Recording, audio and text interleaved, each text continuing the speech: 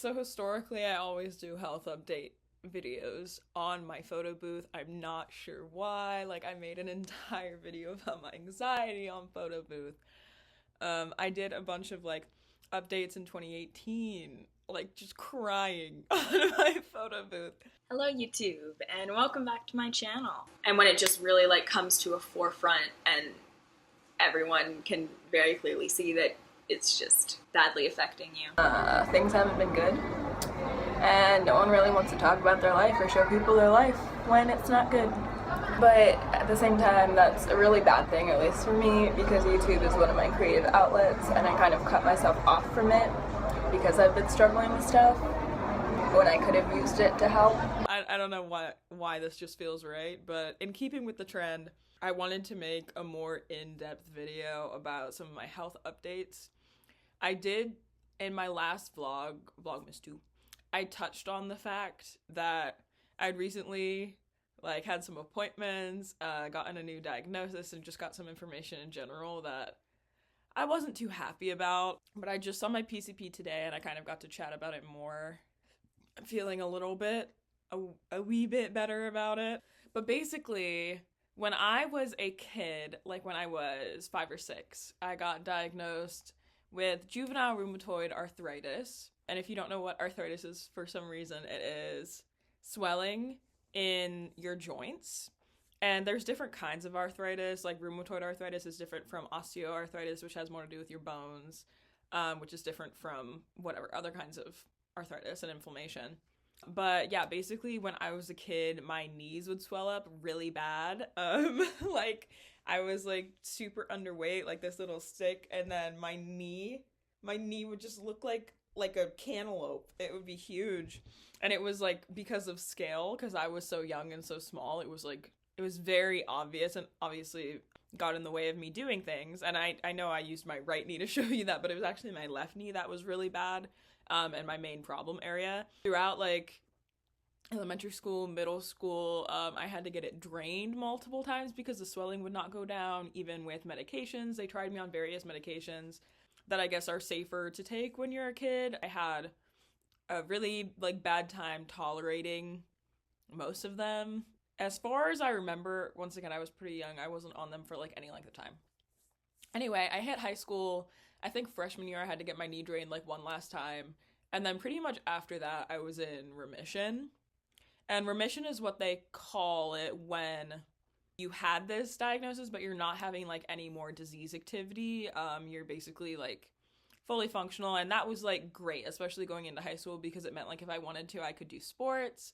I had no limitations for physical activities. I could go to recess, keep up with my peers, whatever it might have been. Not that we had recess by the time we were in high school, but any outdoor whatever that we had to do, I was able to participate in. It didn't hold me back from being on the same level as my peers. But in the same breath, because I went into remission and because I had no limitations on it, even when right before I was in remission, it's this invisible disability. It's this thing that you struggle with, that everybody kind of thinks you're faking, because a lot of the time you appear fine.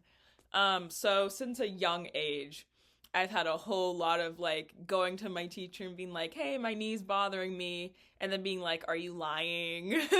Are you lying just to get out of class? From a young age, I felt discriminated against. And that even children in general are just kind of treated badly, but especially when you are a child experiencing a problem that an adult cannot verify just by looking at you. But yeah, I went into remission, and then a couple years back, let's say 2020 COVID happened. I was super sedentary, right? And then during the period of time between 2020 and 2022, I went through some very serious emotional trauma, and it's been really hard for me to validate myself as that having been something that I experienced, and that I wasn't just being dramatic about it, even though I've been in therapy for years, and my therapist has been no, that's serious, that's trauma inducing, etc., etc., etc. Because it is something that was so traumatic for me, my brain has kind of just erased a lot of the really, really serious things that happened. But after about 2 years going through not acute trauma, but like continued emotional trauma, I started developing really bad pain again. And I was like, oh crap, like my arthritis is back, because that was my only gauge for like pain that I experienced in the past. I was like, okay, this is something that I had when I was a kid. I might just be out of remission. And I didn't really know anything, whatever. But it was starting to like affect me, like being able to work out and me being able to be physical and me being able to like walk for long periods of time and that kind of stuff again. So I got a referral when I was still living in Florida to go see a rheumatologist. And the rheumatologist at the time said that, like, I don't know if this is arthritis. This kind of sounds like fibromyalgia, but I'm not going to give you a fibro diagnosis because the second you get that, a doctor is not going to look like twice at you again.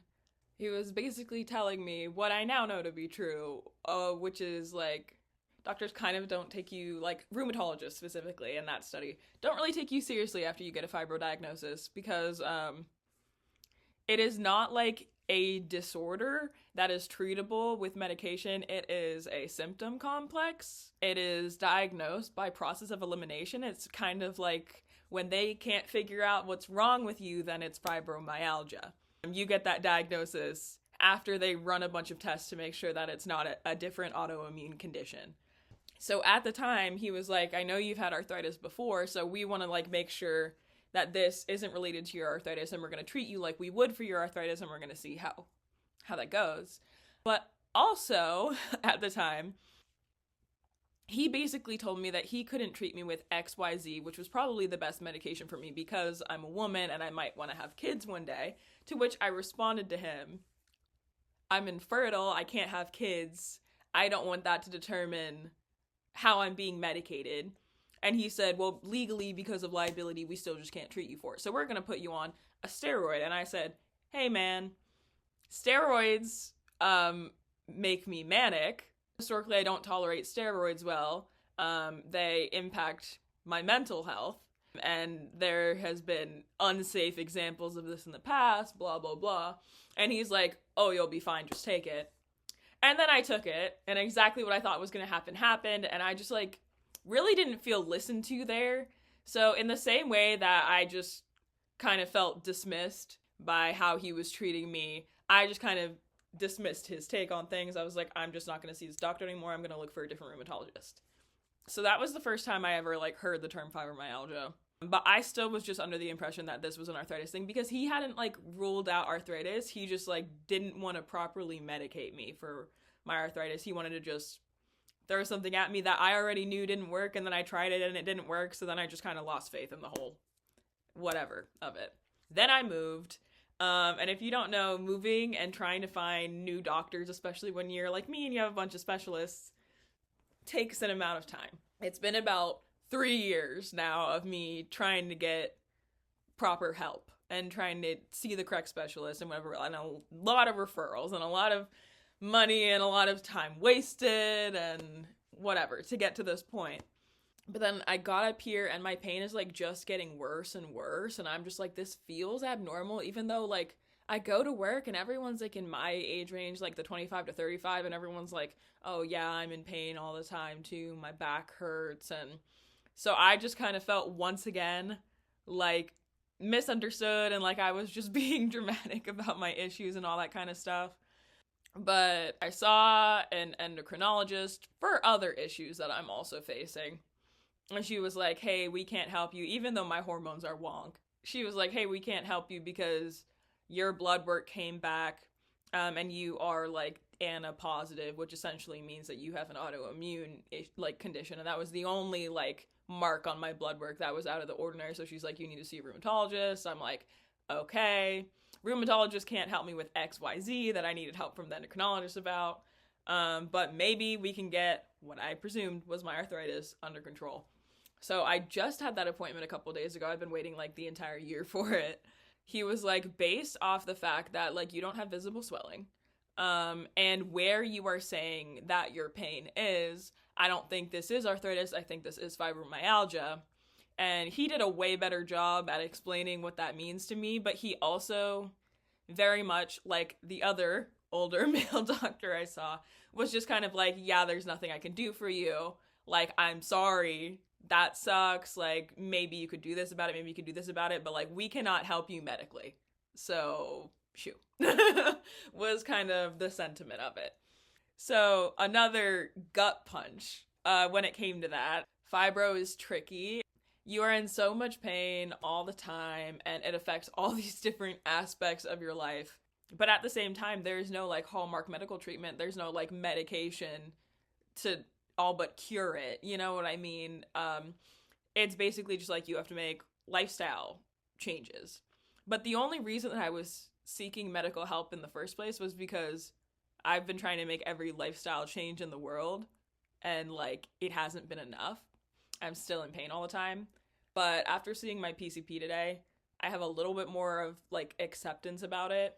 Like, yes, I'm still grieving. It's kind of like, you're going to be in pain for the rest of your life. And yes, I'm mad because the circumstances that triggered this medical condition, whatever you want to call it, in me were not something I would have chosen for myself.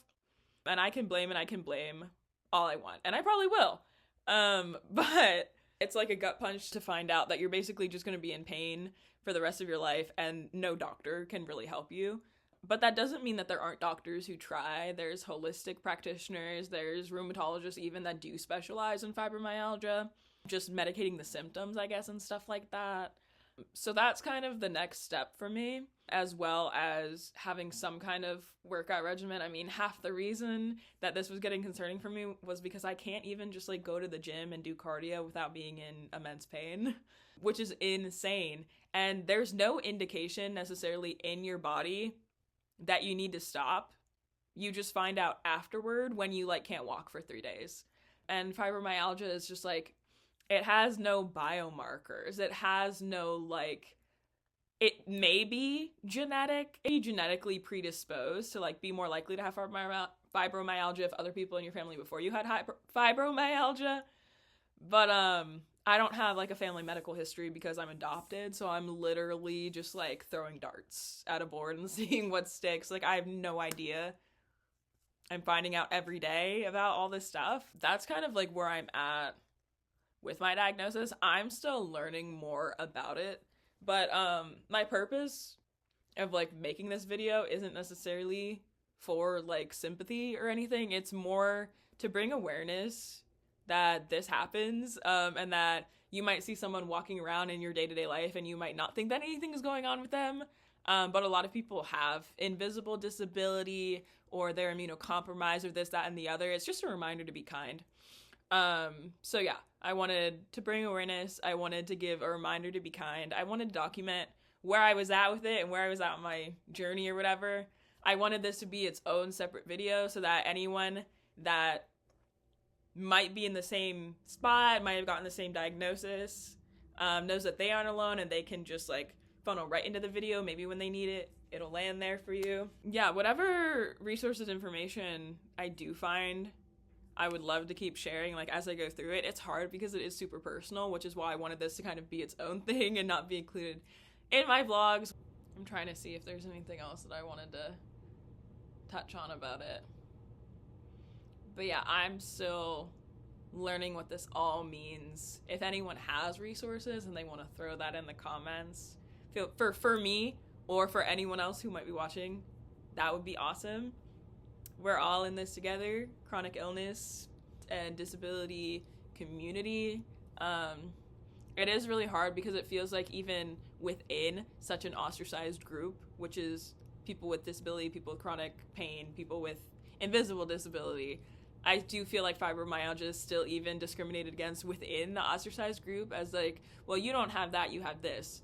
But as myself and many people that have gotten this diagnosis probably know, they've run 1 million tests, they've checked 1 million things, and we still ended up with this diagnosis. And like, it is a real diagnosis. Aside from the fact that it is misdiagnosed a lot, it is still a diagnosis and worthy of support and understanding in its own right. And those two things can exist at the same time. Like, we don't have to like shut people down and be like, oh no, you 100% don't have that, when it's like, there's at this point in time, there's nothing else that it can be.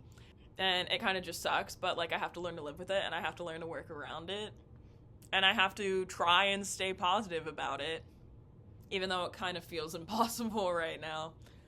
But yeah, this was more like an anecdotal video. Perhaps in the future I'll make a more informational video, but like I said, I'm still just trying to understand it. I'm still just trying to like wrap my head around it, and I don't want to like speak informationally around it until I like know more.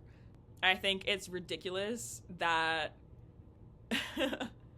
that this is something that is untreatable, and basically just kind of like a diagnosis that's just thrown around, and it is not really understood well, as far as I understand, in the medical community at this point in time, probably because it predominantly affects women. It affects women so much more than men, and a lot of illnesses that predominantly affect women don't get researched, don't get studied with the same energy as things that affect men. There's so many layers to things like this.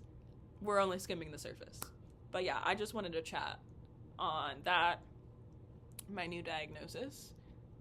If you or someone you know, this sounds like a infomercial. If you or someone you know struggles with fibromyalgia, just be sure to comment your experience and all that kind of stuff in the comments. I would absolutely love to read that, and also I know for me it would help me feel less alone, and I'm sure it would help other people feel less alone if we just sort of build a little community about it in the comments. So if you watched this far, thank you so much for watching. I do upload vlogs on this channel, and I do hope to just update more about this journey as I go through it. So yeah, thank you for tuning in and listening to me talk about this. I will see y'all in my next video.